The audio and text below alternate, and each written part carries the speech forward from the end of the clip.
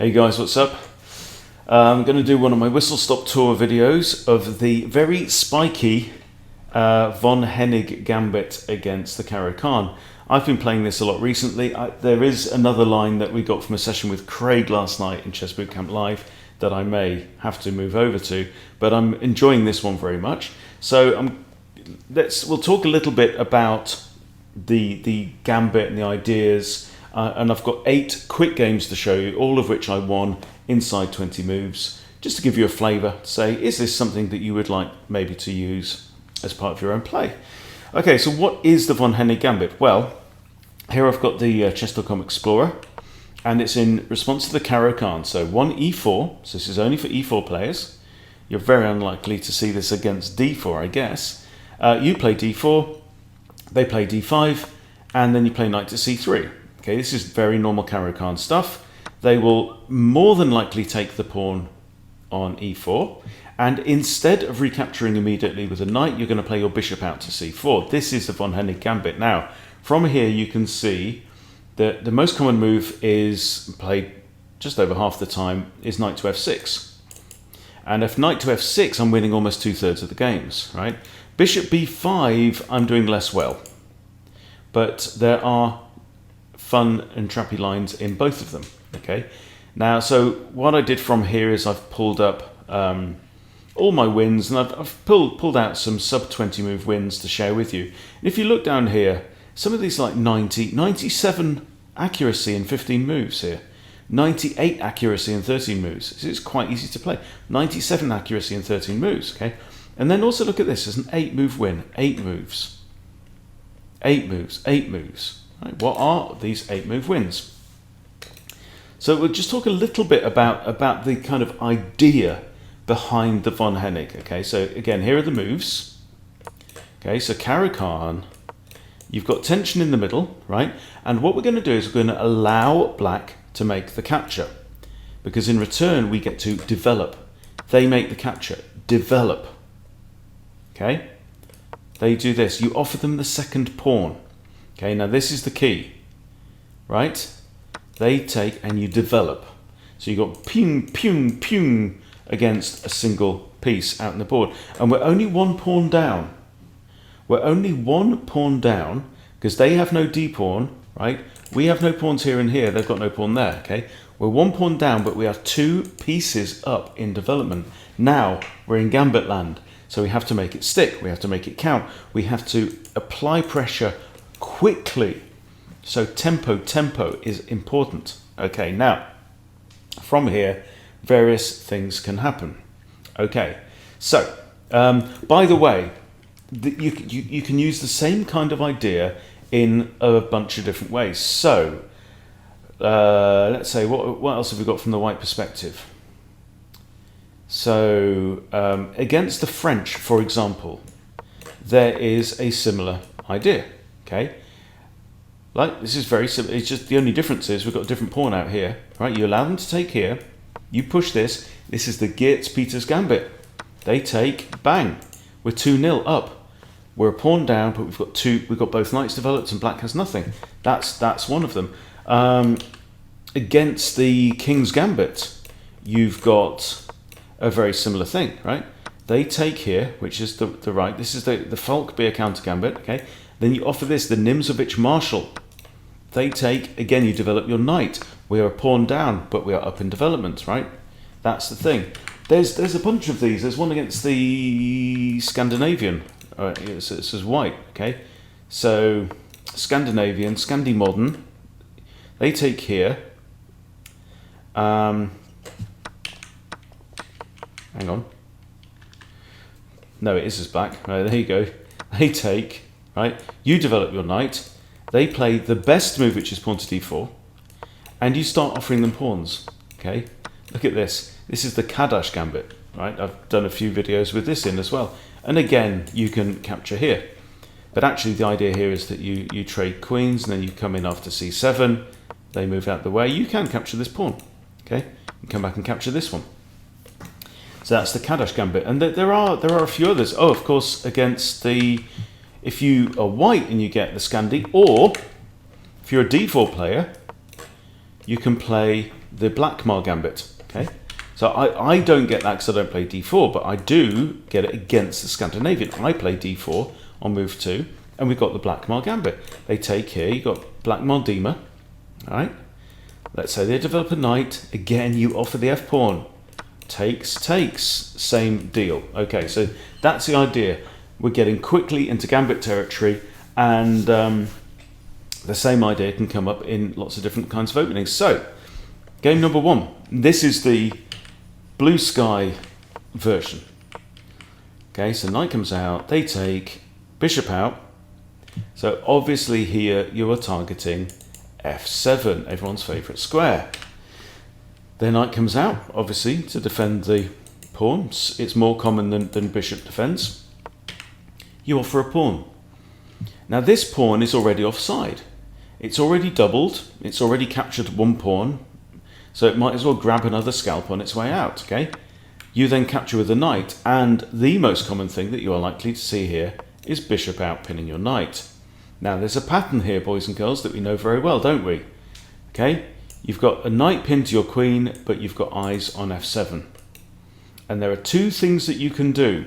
One of them, the best move in chess, bishop takes f7 check, and we're going to see that in a minute. But if you want to be really, really cheeky, you can go immediately knight to e5, right?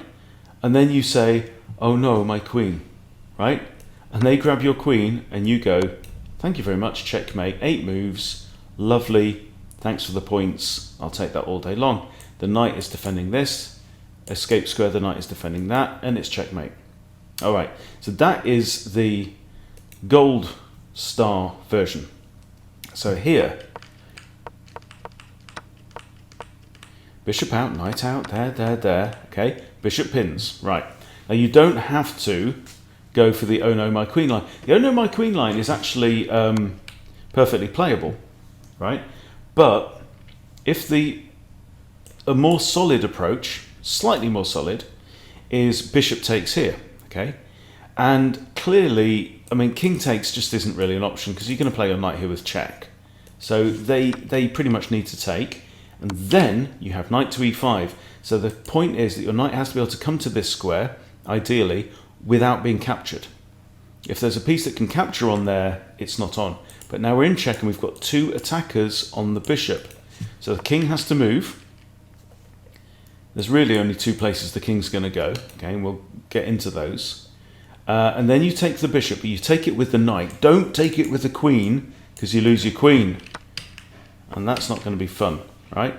So in this game, material here is equal. This is the point. Material is equal, but this king has already moved, which means he can't castle, which means these rooks can't get into the game so quickly, right? But we can. We can castle, get a rook onto a completely open f-file, which is a theme.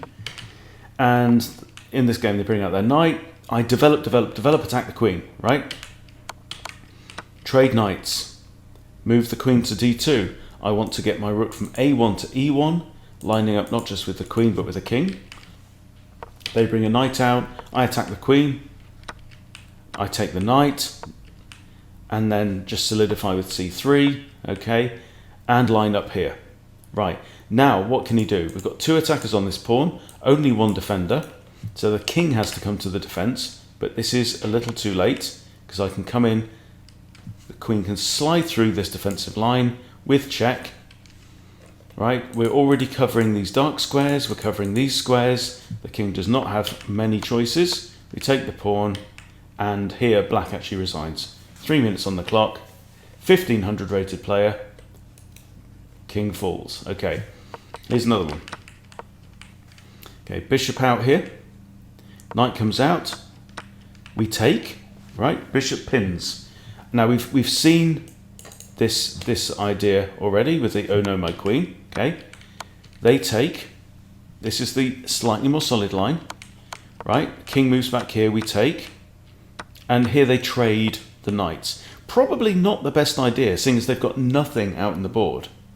But we've now got a queen and a knight, and we're ready to castle. Right, so again, material is equal, but we'll just show you how it goes. Here, I decide to castle long. They've got an isolated e-pawn. I've got huge pressure down on here, And at this point, black goes, do you know what? This is hopeless. You know, GG, and crack on. So, by the way, let's go over quickly the oh no, my queen line. That's not this one. This game with the oh no, my queen line, I think. Yeah. Okay. And here you go, oh no, my queen. Now, if they take the queen, they lose on the spot. So bishop takes f7 mate. Okay. There's a couple of things that they can do. One of them is they might think, aha, I could just drop my bishop back here, where it's defended by the knight. Okay. But you go, not a bit of it. I'm going to take your bishop with my queen, and the knight can't take back because it's mate again. Okay. So just bear that one in mind. Right, so we've seen this one, they give up. And let's now look at this one. Again, 10-minute rapid, opponents rated mid-1400s. Take, bishop out, knight out, they take, bishop pins, okay, we take there, they trade, and how about this one? Now, the key thing is here, notice that the king has gone to g8. And the point about g8 is that if you go back one move, queen here is actually checkmate. The king's got nothing. This bishop can't block. The pawns can't block if this one can't move, which is why he's pushed h5. We come anyway with check. Right, now in comes the knight. Queen comes to here, and there's one final move. Can you find it? Knight to g5. The queen covers all these squares. It's actually checkmate. And that one is a beauty. All right, let's look at another variation that you might find. Bishop out, knight out, there. You very, very often get these exact same move order. Okay, now, this is the oh no, my queen line, right, against Silver Surfer. Now, we've already seen taking the queen loses on the spot. Dropping the bishop back just loses because queen can take for free, right? Otherwise, it's mate. So what else have they got? Well, they have bishop to e6. Now with bishop to e6, you simply trade bishops, okay? They recapture this pawn, and look, they've now got 3 pawn islands. They've got doubled and isolated e-pawn, which is going to be impossible to defend, right? You go ahead and castle, and you're not going to trade knights. You're not going to. Here black is saying, I'm quite interested in rebuilding my pawn structure, if that's all right with you, Mr. White player, and you say, not on your Nelly, I'm going to give check here. They block with g6, you can just capture for free because the pawn can't take here, otherwise you win the rook. And black tries moving his king there and then thinks better of it because he's about to lose his rook for nothing, and so he topples his king, and that's the end of the game with only 47 seconds of his time used. Here's another one. Okay, same kind of routine. Oh, this one's bishop out. Okay, so bishop out to f5 is the second most common move you'll see. So you offer the pawn, they take the pawn, you recapture with a knight. Okay, so you're a pawn down, but again, you're 2 full pieces up in development. Here they bring out the knight, and look, right? This is the key thing. Now you have to move your knight to here. Have to move your knight out, right? Putting pressure on f7. In a lot of these lines, it's all about f7. Because you can castle your rook onto the f-file, you've got the bishop looking at it, and this knight can come to either of these 2 squares and look at it, right? So knight e5. Now there's one critical move here. I think black has to move their bishop back to here. Oh no, so that's it. The first one they block, you castle, and now this has to be the move, okay? Because they cannot allow you to take the bishop. If, for example, in this game we have knight d7, you just sack the exchange, right? In this game, for some reason, black is completely befuddled and takes my knight, thinking maybe he's got a continuity, so he can take my rook and stuff. But rook takes knight, and it's all over very quickly. Okay, we come in, and it's just a pounding in the corner here. Okay, bishop here is guarding this square, so I can't go there, but so first c3, just rebuilding this. Queen comes out, I'm not interested. threaten mate, okay, in a couple of moves. So pawn moves, and now bishop takes, and here knight comes in to h5, and it's all over, and we have another resignation. You'll see a lot of early resignations in this line. Okay, last couple. Okay, bishop out to f5, f3. They will very likely take. You recapture with the knight. They bring the knight out. Okay, what do? We castle. Okay, in fact, the best move here is like we say, knight to e5 with immediate pressure on there. That's not what I played in this game. This might have been one of my earlier ones. I castled. They bring the bishop out to here now, so this is breaking an opening principle. They've moved a developed piece a second time before they finish development. Okay, but look, it's our old familiar pattern. Pin knight, blah, blah, blah. So we've got two options here. We have got bishop takes f7. We have got oh no, my queen. Right? In the game, I play bishop takes f7, king takes, check, win the bishop. They take a pawn and lose the queen, and it doesn't carry on very much longer. We just trade off some stuff, and look at this. Look at this, right? You know what we were saying about the king going back to g8 here? If the king ever goes back to g8, trade, well, not trade, just blunder. Okay, check here. And all that can be done is to block with a knight, block with a pawn. Takes, check again. Checkmate. Beautiful. That's very satisfying. Okay, final game. Caro-Kann, all normal stuff. And in this one, this is one of my earlier ones.